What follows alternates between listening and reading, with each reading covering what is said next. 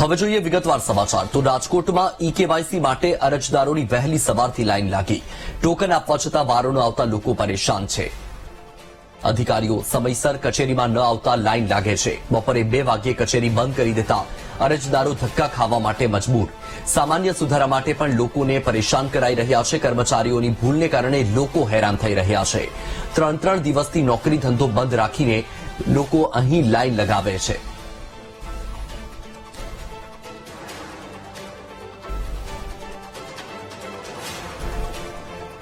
આવ્યા છે કાલે આવ્યા હતા પણ કાલે વારો 150 માં હતો પણ આવ્યો નથી।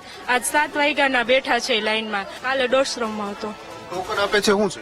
ટોકન આપે છે પણ કાલ વાળો નહોતો આવ્યો। 2 વાગે ઓફિસ બંધ થઈ ગઈ હતી। હું તો આવ્યો સવારના વહેલો એટલે 9:30 વાગે। આ લાગે છે આજે વારો આવી જાય? આજે જોઈએ હવે આવે ત્યારે ખબર પડે। પહેલી વાર જ આવ્યા છો કે? હું તો પહેલી વાર આવ્યો। આ સામેવાળા માસીની બધા 3-4 દિવસથી આવે છે।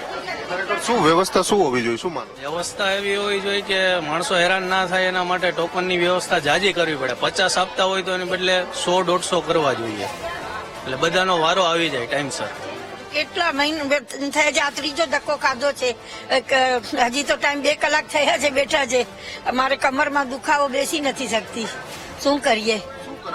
ઓલો કૂપન તમારા અંકલ નથી ને તો એને કમી ઈ બધા કાગળિયા કમ્પ્લીટ ખાલી સિક્કો મરાવવાનું છે। નામ કમી કરાવવાનું ઈ બધું થઈ ગયું છે।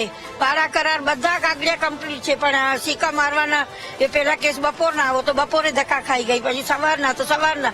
હવે આ ત્રીજો ધક્કો છે। મારે રેશન કાર્ડમાં ખાલી એડ્રેસ ચેન્જ કરવાનું છે। કાલે આવ્યો તો અને આજે પાછો આવ્યો। કાલે વારો ન આવ્યો। ટોકન મળી ગયા હોય તોય વારો નથી લેતા આ લોકો। 2 વાગે એટલે બંધ કરી જ દે છે બારી।